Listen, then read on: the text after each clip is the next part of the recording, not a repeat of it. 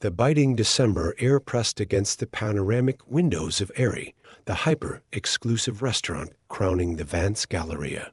Perched 70 floors above New York City, it was a sterile bubble of tranquility, starkly contrasted with the chaotic ballet of last-minute Christmas shoppers swarming the grand atrium below. From this height, the people were a vibrant, frantic blur of red and green, their movements a silent testament to a holiday spirit that could not breach the restaurant's soundproofed glass. Snowflakes, large and deliberate, drifted down, blanketing the city in a pristine, cold white, further insulating this world of hushed conversations and clinking silverware from the raw, pulsing life of the streets. The atmosphere wasn't peaceful. It was unnervingly empty. A gilded cage with a price of admission was a detachment from the very humanity the mall was built to serve. Seated at a corner table, a monolith of calculated stillness, was Arthur Vance. In his late 40s, he was the architect of this entire empire, a titan of real estate whose name was etched onto the very steel and glass that surrounded him. His charcoal suit was bespoke, a silent armor that betrayed no weakness, and the Patek Philippe on his wrist was worth more than the cars of the men he was negotiating with. His dark hair was perfectly styled, not a strand out of place, a reflection of the iron control he exerted over every facet of his life. Yet his eyes, the only part of him that seemed truly alive, held a deep-seated weariness, a profound loneliness that the multi-million-dollar deal being finalized across the table could not touch. He was the master of a universe built on human desire, yet he was emotionally bankrupt, a ghost haunting his own magnificent creation. His gaze drifted downward, away from the sterile numbers on the tablet in front of him and into the mall's atrium. That's when he saw it. A commotion near the grand Christmas tree, a jarring ripple in the otherwise smooth flow of the crowd. 2 burly security guards, their uniforms stretched tight across their chests, were roughly handling a small boy. The child, no older than 10, was swallowed by their massive frames, his face a mask of pure, unadulterated terror. He was small and thin, dressed in a torn jacket utterly useless against the New York winter. In that moment, the sterile air in Arthur's lungs turned to ice. The boy's wide, terrified hazel eyes, the shock of unruly brown hair, it was like seeing a ghost. It was the face of his nephew, Daniel, in the final, nightmarish moments before the accident that had stolen him from the world a decade ago. The memory struck him not as a thought, but as a physical blow, knocking the air from his lungs and the indifference from his soul. The guards were dragging the boy, whose feet barely touched the polished marble floor, towards a service corridor. The world around Arthur seemed to slow down, the voices of his business partners fading into an indistinct drone. A raw, primal instinct he had buried alongside his grief erupted with volcanic force. He shot up from his chair, a muttered apology thrown over his shoulder, and stormed out of the restaurant, his composure shattering like the glass walls around him. He intercepted the guards just as they reached the door, his voice, usually so steady and commanding, cracking with an emotion he hadn't allowed himself to feel in years. "Let him go," he commanded, his voice trembling with a decade of unshed tears. "He's with me. Let my nephew go." The lie was a shield, a desperate, spontaneous prayer to a past he could never change. Before we see what happens next, take a moment to subscribe to our channel for more stories that touch the heart. And let us know in the comments where you're watching from today. We love seeing how far our stories travel. The 2 security guards, men accustomed to unquestioning obedience, froze in place, their expressions a mixture of confusion and disbelief. The name Vance was law within these walls, an invisible force that governed every transaction and every movement. To have the man himself appear, his voice laced with an unfamiliar, raw emotion, was like a statue suddenly coming to life. Arthur didn't wait for their compliance. He gently, but firmly took Leo's arm, pulling the trembling boy away from their grasp. Leo flinched at the touch, his body rigid with fear, expecting a blow or a harsh word. Instead, Arthur's grip was surprisingly gentle, a shield rather than a shackle, as he led the boy towards the private executive elevator, leaving the stunned guards and the curious onlookers behind in the echoing grand atrium. The ride up to Arthur's office was suffocatingly silent. The elevator was a mirrored jewel box, reflecting the stark contrast between them. Arthur, in his immaculate suit, his face a storm of conflicted emotions, and Leo, a small, ragged figure lost in the reflection, his eyes wide with terror and confusion. He had been caught, and every experience in his short, brutal life had taught him what came next. Yet, this was different. There were no harsh words, no cold basement, just the quiet, smooth ascent into the sky. When the doors opened directly into Arthur's office, the sheer scale of the room made Leo gasp. Floor-to-ceiling windows offered a god's-eye view of the snow-covered city, a kingdom of light and power that seemed to belong to another world entirely. Arthur guided the boy to a soft leather couch that probably cost more than Leo had seen in his entire life. The boy perched on the edge, ready to bolt at a moment's notice, his small frame looking utterly consumed by the opulent surroundings. Arthur didn't interrogate him, didn't demand an explanation. He walked to his vast mahogany desk, his back to the boy, and simply pressed a button on his intercom. His voice was low and steady, betraying none of the turmoil raging within him. "Helen, please send up a tray. Tomato soup, grilled cheese, and a hot chocolate." Immediately, he didn't ask Leo what he wanted. He ordered what he imagined a child, what Daniel might have wanted on a cold winter's day. When the meal arrived, delivered by a bewildered-looking assistant, Arthur placed it on the low table in front of Leo himself. The rich aroma of the soup filled the sterile air of the office. For a moment, Leo just stared at the food, his suspicion warring with a gnawing hunger that was a constant companion. He glanced up at Arthur, who had moved to stand by the window, his gaze fixed on the city below, deliberately giving the boy space. With hesitant fingers, Leo picked up the sandwich. The first bite was tentative, the second ravenous. He devoured the meal with a desperation that twisted something deep inside Arthur's chest, the sounds of his eating the only thing breaking the profound silence of the room. The plate was clean, the mug of hot chocolate drained. The brief respite from fear provided by the meal had ended, and the tension crept back into the room. Leo sat with his hands clenched in his lap, waiting for the other shoe to drop.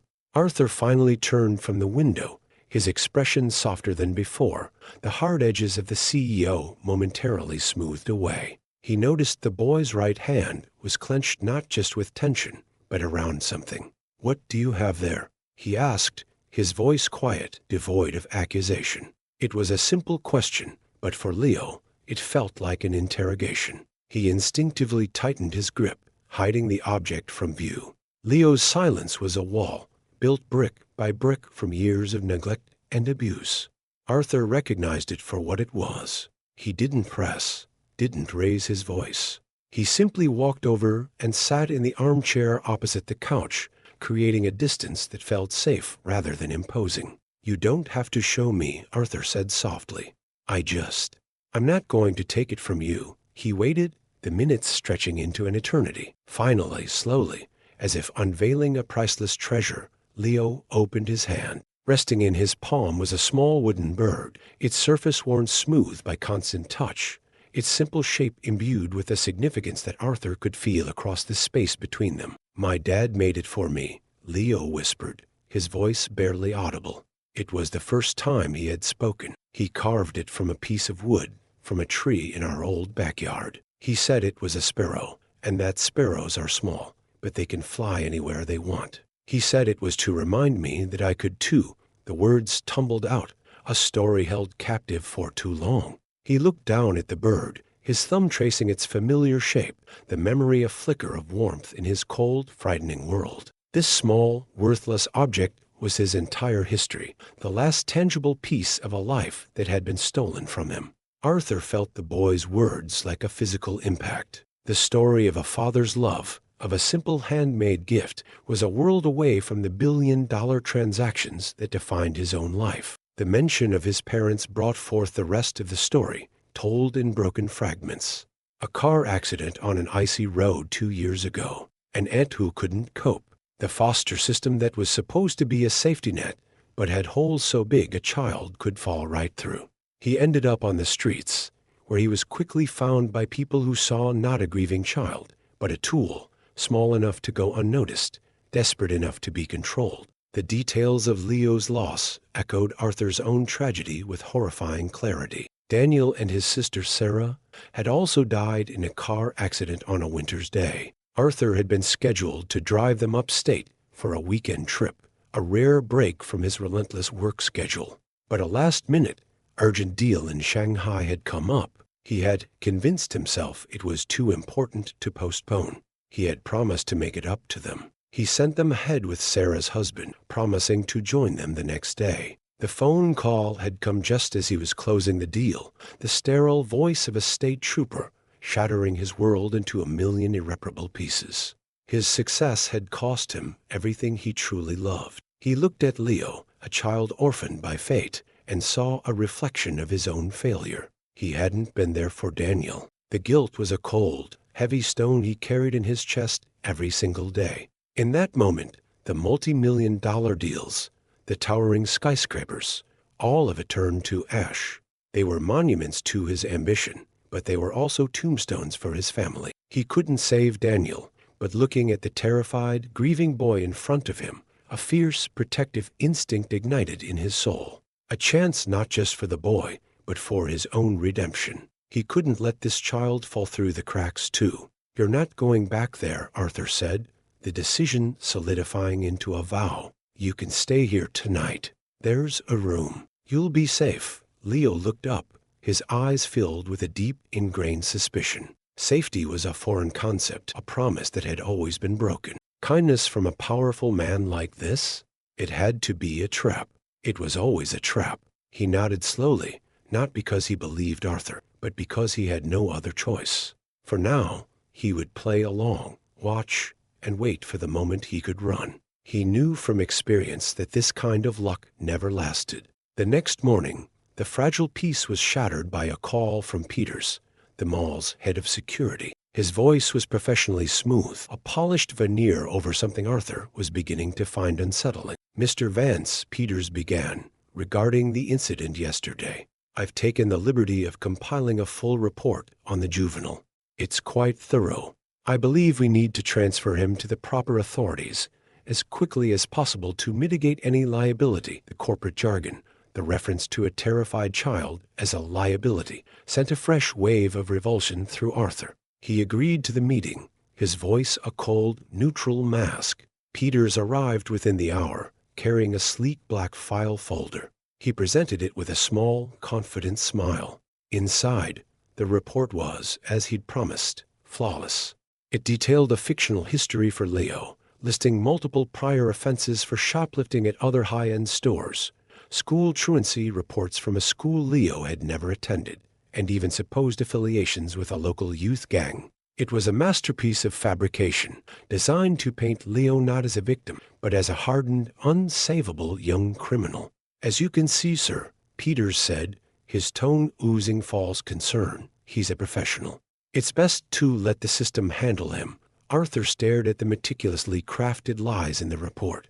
He saw the cold, black and white text that condemned a child he had just seen cry over a small wooden bird. The disconnect was jarring, impossible to reconcile. He looked up at Peters, a man he had employed for 15 years, and saw him for the first time not as a loyal employee, but as something much more sinister.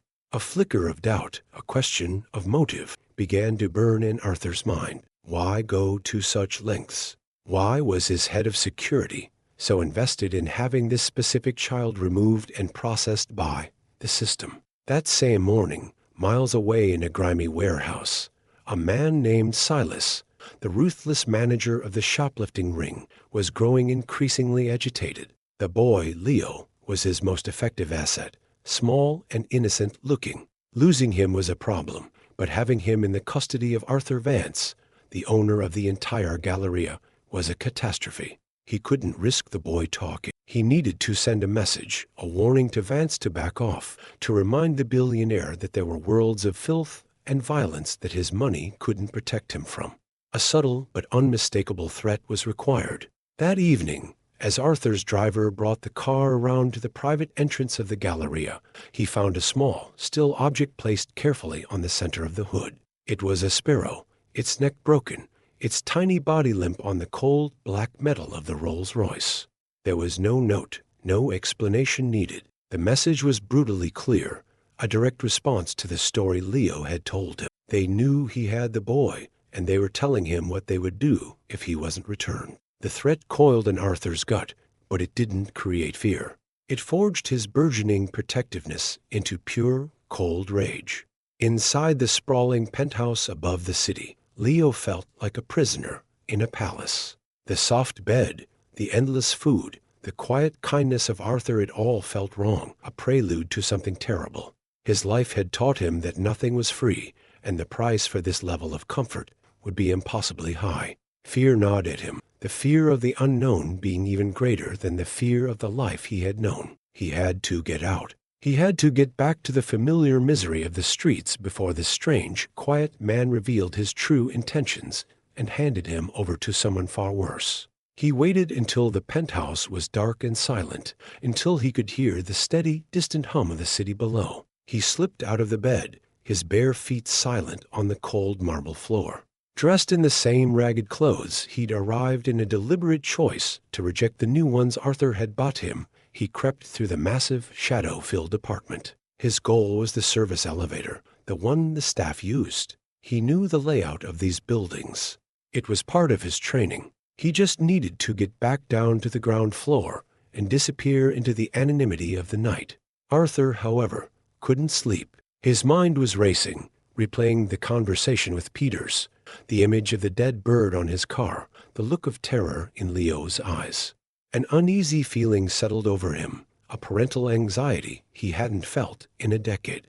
He got up and walked to the guest room, pushing the door open a crack to check on the boy. The bed was empty, the sheets turned back. A bolt of pure panic, cold and sharp, shot through him. It was the same sickening dread he'd felt the day Daniel had wandered off at a crowded park, a brief but terrifying hour that had etched itself into his memory. He knew where the boy would go. Not to the streets, not yet. He would go back to the scene of the crime, the place where this all started. Arthur took the private elevator down to the main atrium, which was now a vast, silent cavern, the festive decorations and towering Christmas tree looking like ghostly sentinels in the dim security lighting. And there, huddled at the base of the tree, was Leo, looking impossibly small and lost in the cavernous space. He was ready to make a run for the main doors when Arthur's quiet voice echoed in the silence. "Leo?" The boy froze, turning slowly, his face a portrait of someone caught and condemned. He braced himself for the anger, the shouting, the inevitable punishment. But Arthur's face held no anger, only a deep, weary sadness. "Why were you leaving?" he asked, his voice soft. Leo's bravado crumbled, replaced by the raw fear of a child who had been betrayed too many times.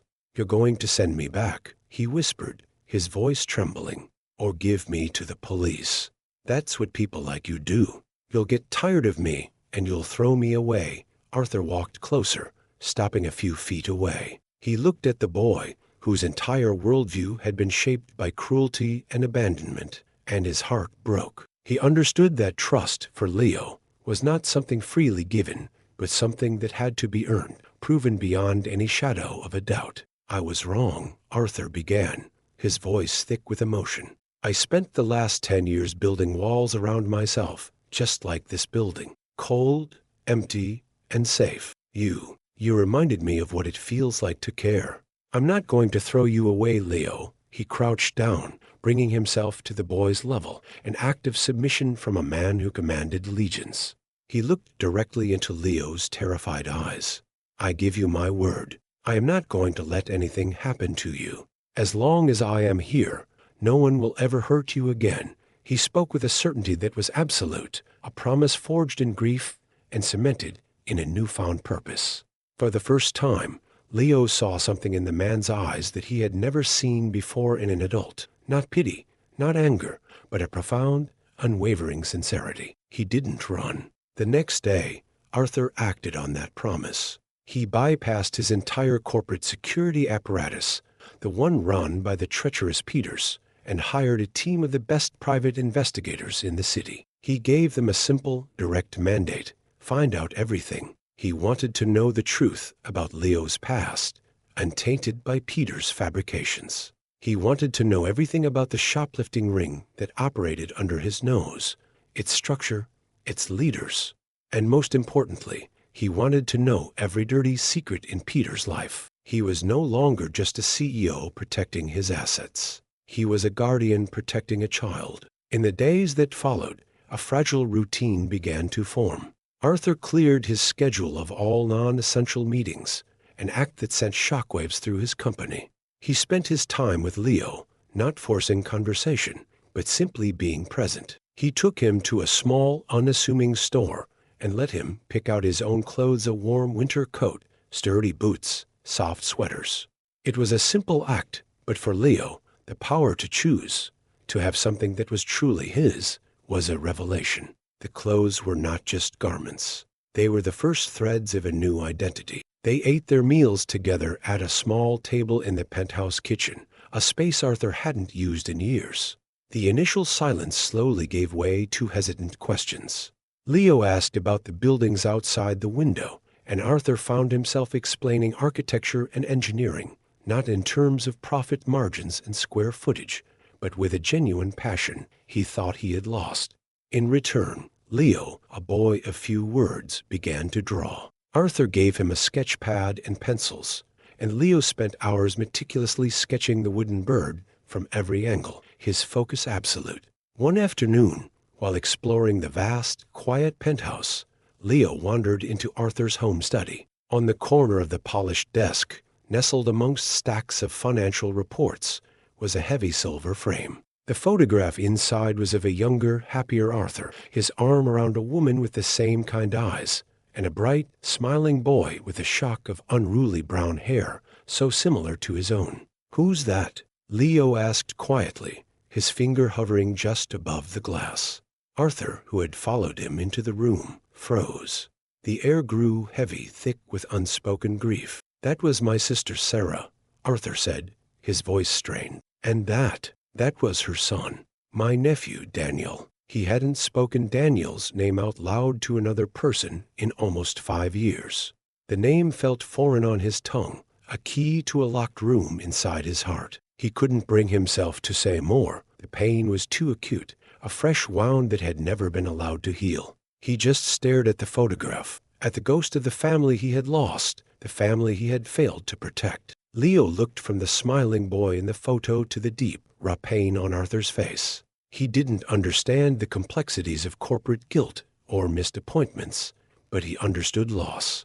He recognized the hollowed-out look in Arthur's eyes because he saw it in his own reflection every day. In a gesture of pure, unthinking empathy, he reached out and gently touched Arthur's arm. "I miss my dad too," he said softly. The simple, shared sentiment was more powerful than any condolence.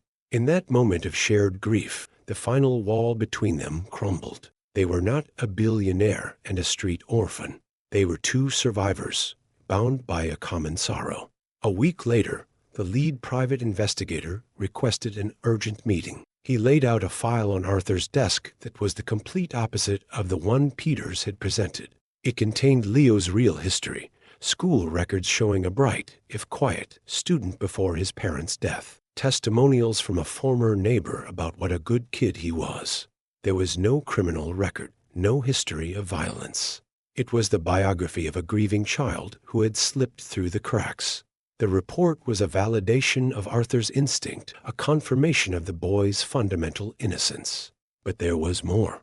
The investigators had made significant headway into the shoplifting ring. They had identified its leader, Silas, and mapped out his operation, which was far more sophisticated and brutal than Arthur had imagined. They used dozens of children, all orphans or runaways, keeping them in line with threats and starvation. And then came the final, damning piece of the puzzle: financial records. A series of offshore accounts showing regular, substantial payments from shell corporations controlled by Silas directly to a private account belonging to none other than Marcus Peters. His head of security wasn't just negligent. He was a paid conspirator. Arthur stared at the bank statements, the cold, hard proof of Peters' betrayal.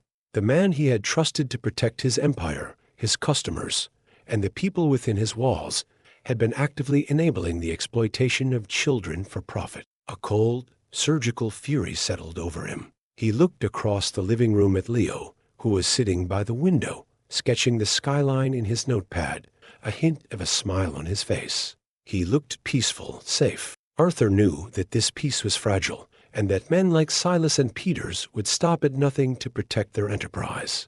His purpose, which had been a raw, emotional instinct, now became a calculated, strategic mission. He would not just save Leo. He would eradicate the cancer that had been growing within his own organization. He would use the full weight of his power and wealth, not to acquire another building or close another deal, but to dismantle this network of evil piece by piece. The fight was no longer just for Leo or for the memory of Daniel. It was for every child that Silas had ever harmed, and for the soul of the empire he himself had built. Before he brought the hammer down, however, he wanted to give Leo one perfect day, a memory of pure childhood to hold on to. He took the boy to Wallman Rink in Central Park. It was a crisp, clear afternoon, and the rink was filled with laughing families. Leo, who had never ice skated before, was terrified at first, clinging to the railing. Arthur, clumsy and out of practice himself, held his hand and patiently guided him, their awkward movements a stark contrast to the graceful skaters around them. For the first time, Arthur didn't feel like a CEO or a grieving uncle. He felt like a father. Slowly, Leo's fear gave way to excitement. He let go of the railing, then of Arthur's hand, wobbling but staying upright. A wide, genuine laugh escaped his lips as he managed a full circuit on his own, his face flushed with cold and triumph. The sound of that laugh was the most valuable thing Arthur had heard in a decade. It echoed in the cold air, a sound of pure, unadulterated joy. It was the sound of a childhood being reclaimed, moment by moment. It was the sound of hope. Watching Leo skate, his small form weaving through the crowd with newfound confidence, Arthur felt a profound shift within him. The emptiness he had carried for so long was being filled, not with profits or accolades, but with this boy's simple happiness. The risk was immense. The fight ahead would be dangerous, but for the first time, he knew he was doing something that truly mattered. His legacy wouldn't be the steel towers that scraped the sky, but the future of the small boy circling gracefully on the ice. He had found his reason. The next morning, his resolve absolute, Arthur returned to his office. His face was a mask of cold determination. He instructed his assistant to schedule a formal board meeting for the following day. "Make sure Marcus Peters is there," he said, his voice low and dangerous. "Tell him I want to discuss his flawless report on our security vulnerabilities in the boy. It was time to end it. It was time for the king to protect his own." The calm was over. The storm was about to break. The boardroom on the 71st floor was the heart of Arthur's empire, a chamber of sterile, calculated power. A single, colossal slab of polished black granite served as the table, reflecting the cold gray sky outside. High-backed leather chairs were arranged around it with geometric precision. The air was cool and still, smelling faintly of glass cleaner and money. The members of the executive board, men and women who commanded billions, sat in silence, their expressions a mixture of curiosity and apprehension. Arthur had summoned them for an urgent security review, a vague yet ominous directive. He sat at the head of the table, a portrait of unnerving calm, his hands steepled before him, waiting. Marcus Peters entered the room with the confident stride of a man who believed he held all the cards. He carried his sleek black file folder like a trophy, a faint self-satisfied smile playing on his lips. He assumed this meeting was the final step, a chance for him to demonstrate his proactive efficiency in neutralizing the Leo situation and reinforcing his value to the company. He gave a respectful nod to Arthur, taking his place at the opposite end of the table, ready to perform. He saw this not as a confrontation, but as a coronation of his own competence and indispensability within the Vance corporate machine. "Marcus, thank you for coming," Arthur began, his voice smooth and devoid of emotion. "You have the floor. Please brief the board on the security threat you identified and your recommended course of action." This formal invitation seemed to put Peters at ease. He stood, his posture exuding a practiced authority, and activated the large screen at the front of the room. His presentation, filled with charts and security analytics, began. He spoke of transient juvenile elements, brand erosion, and proactive loss prevention, using a lexicon designed to dehumanize and quantify a human problem into a simple business calculation. He clicked to a slide featuring a heavily pixelated security still of Leo being apprehended, labeling it case study, juvenile intrusion. The subject, Leo, has a documented history of repeat offenses. Peters lied smoothly, gesturing to the fabricated data points on the screen. He represents a significant liability. My professional recommendation, supported by the data in my report, is an immediate transfer to Child Protective Services, allowing the appropriate state agencies to handle his rehabilitation. This is the most efficient and legally sound resolution for all parties, he concluded with a confident nod, expecting murmurs of agreement. A heavy silence followed his presentation. The board members looked at Arthur, waiting for his signal. Arthur let the silence hang in the air for a full 10 seconds, a subtle form of torture for the now uneasy Peters. Finally, Arthur held up a single hand, a gesture that immediately commanded the room's full attention. "Thank you, Marcus. That was very thorough," he said, his voice dangerously quiet. "You called your report flawless." He leaned forward, his eyes locking onto Peters. "I found a few omissions. Allow me to present my own findings." With a simple tap on the tablet before him, the screen went black, then flickered to life with a new image. The polished corporate presentation was gone, replaced by grainy, low-light footage from a hidden camera. The scene was a filthy, water-stained warehouse. The board members leaned in, their expressions shifting from boredom to shock. The video clearly showed Silas, the ring's manager, grabbing Leo by his thin jacket, shoving him against a wall. The audio was horrifyingly clear. "You don't come back without that watch. You understand me?" Silas snarled. "Vance has more money than God. He won't miss one. Don't fail me again." The video showed him forcing a stolen Rolex into Leo's terrified, trembling hand. Peters stared at the screen, his face draining of all color. He opened his mouth to speak, to object, but Arthur was already swiping to the next exhibit. The screen now displayed a complex web of financial data, wire transfers, bank routing numbers, and statements from an anonymous offshore account in the Cayman Islands. A red laser dot wielded by Arthur expertly traced the path of money. It showed tens of thousands of dollars moving in regular monthly payments from a shell corporation owned by Silas directly into a private investment account. The name on the account was clearly visible to everyone in the room, Marcus Peters. A collective gasp went through the boardroom. The evidence was irrefutable, a digital trail of betrayal that could not be explained away. Peters began to sweat, his carefully constructed facade of professionalism melting away to reveal the craven conspirator beneath. He looked wildly around the table, but found no friendly faces, only the cold, accusatory stares of his colleagues. He was trapped, exposed by the very technology he had so often used to assert his own authority. The hunter had become the prey, caught in a snare of his own greed and corruption. For the final devastating blow, Arthur projected one last image onto the screen. It was a complete organizational chart of the shoplifting ring, meticulously assembled by his investigators.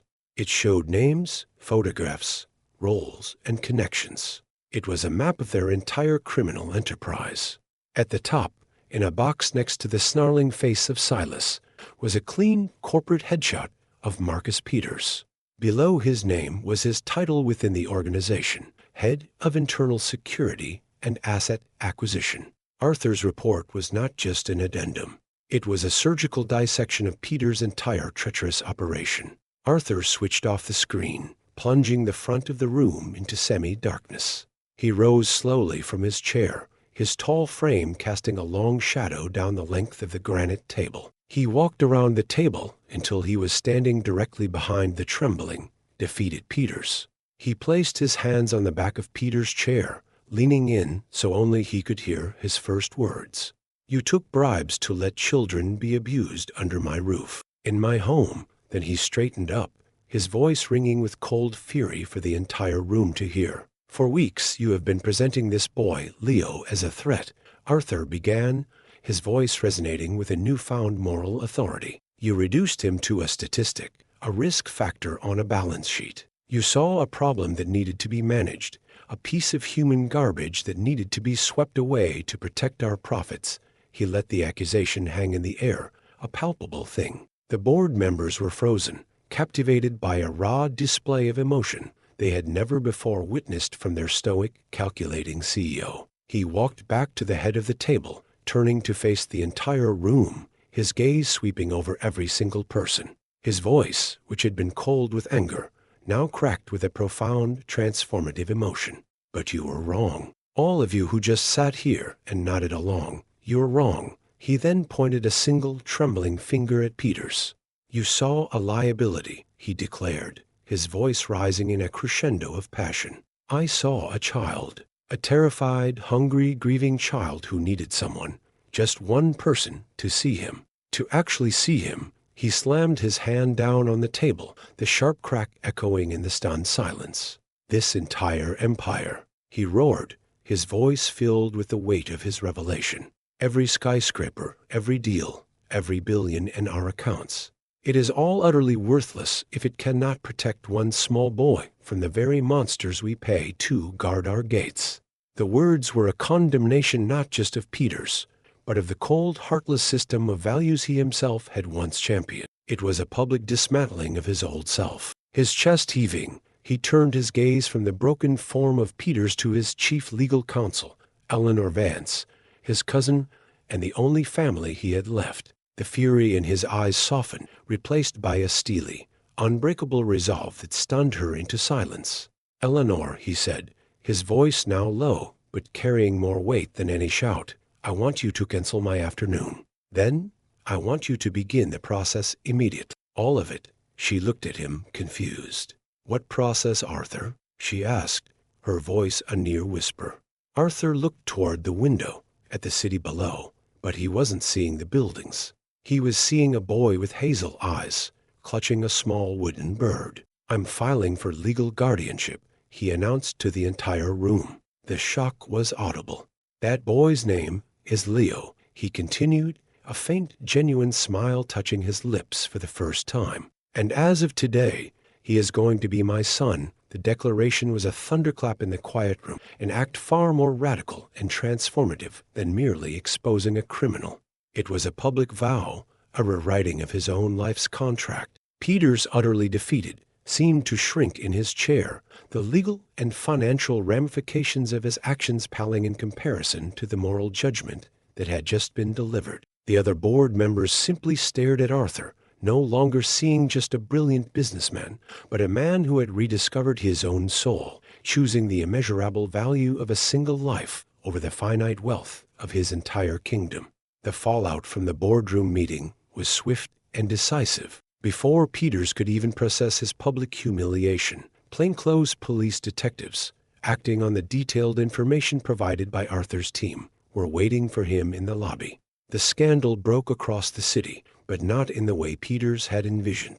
News outlets portrayed Arthur Vance not as a negligent CEO, but as a corporate crusader who had single-handedly uncovered and dismantled a vicious child exploitation ring operating in the city's dark corners.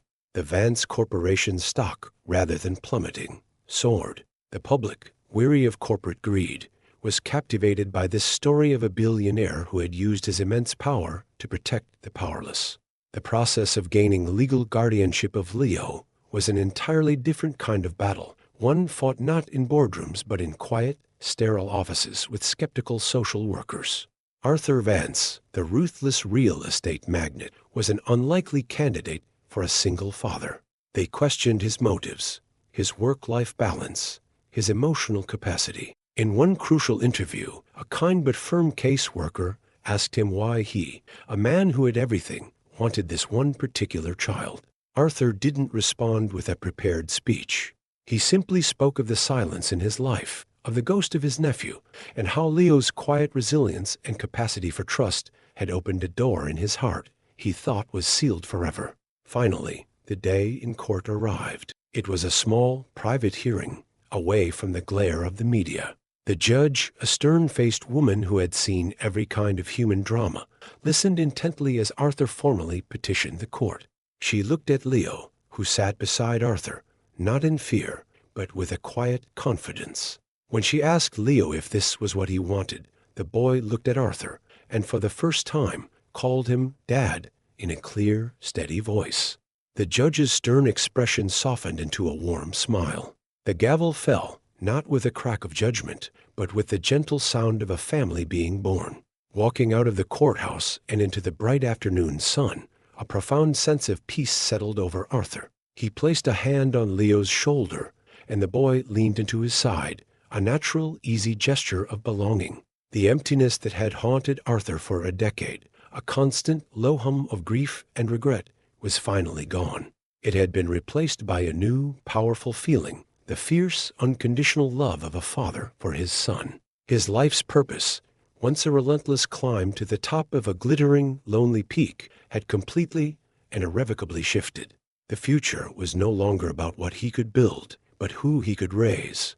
This personal transformation soon rippled through his professional life. Arthur convened his board once more, but this time, the agenda wasn't about quarterly earnings or market expansion. He announced a radical new initiative, the creation of the Galleria Foundation. He was pledging an initial $100 million of his personal fortune to establish a non-profit dedicated to providing shelter, education, legal aid, and opportunities for at-risk and unhoused youth throughout New York City. He was no longer content to simply build the spaces where people lived and shopped. He was determined to rebuild the lives of the children who had been forgotten. The board, still reeling from the recent events and witnessing the profound change in their leader, gave their unanimous and enthusiastic support.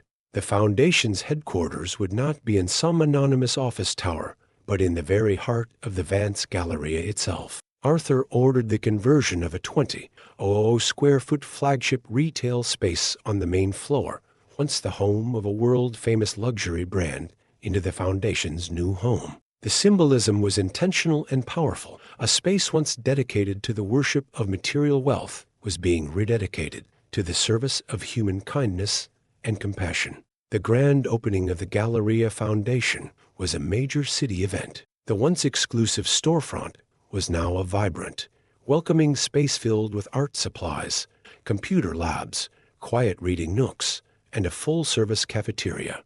Instead of couture gowns in the windows, there were colorful paintings made by the first group of children the foundation had taken in. Arthur stood at the podium, not in a bespoke suit, but in a simple, comfortable sweater, his arm around Leo. He spoke not of his wealth, but of his own poverty of spirit, and how a single act of connection had saved him. He explained that the foundation's core philosophy was simple. Every child deserves a second chance, a safe harbor, and someone to believe in them. He announced that his new life's work would be to ensure that no child would ever have to feel as lost and alone as Leo had been in the middle of his own crowded, opulent mall. He was channeling his grief for Daniel into a legacy of hope, ensuring that his nephew's memory would be honored not with a cold stone monument, but with the warm, bright futures of countless children. After his speech, it was time to cut the ceremonial ribbon. Arthur held the oversized scissors, but he turned to his son.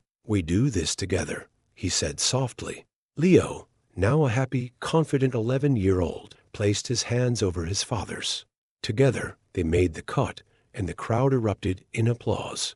The sound echoed through the grand atrium, a joyful noise that finally, truly filled the magnificent space with warmth. Arthur Vance, the titan of industry, had found that his greatest asset was not his portfolio, but his capacity to love. Looking out at the hopeful faces in the crowd and down at his son, who was beaming with pride, Arthur understood the true meaning of wealth. It wasn't about owning buildings that touched the sky. It was about building a foundation of hope that could lift up the smallest and most vulnerable among them. His empire was no longer just steel and glass.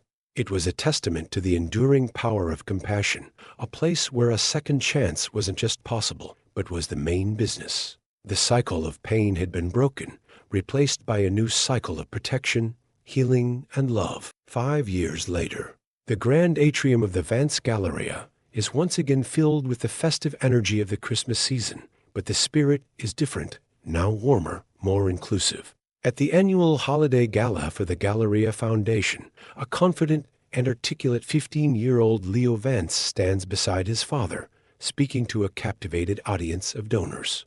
He shares his own story with grace and courage, a living testament to the Foundation's mission. He is no longer defined by his trauma, but by his resilience and his passion for helping others who are walking the path he once did. As the evening winds down and the crowd begins to thin, Arthur spots a small, scared-looking girl, no older than 8, huddled by a large fountain near the entrance.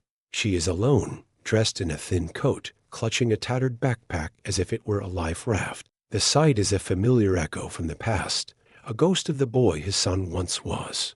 He catches Leo's eye, and no words are needed. A look of deep, shared understanding passes between them. The lessons of the past 5 years have become an unspoken language. Together, father and son walk away from the glittering gala and over to the fountain. Arthur crouches down, just as he had done for Leo in the dark, empty atrium so many years ago. He doesn't see a problem or a liability. He sees a child who needs help. "Hello there," he says, his voice gentle and kind. "My name is Arthur, and this is my son, Leo. You look a little lost. Can we help you?"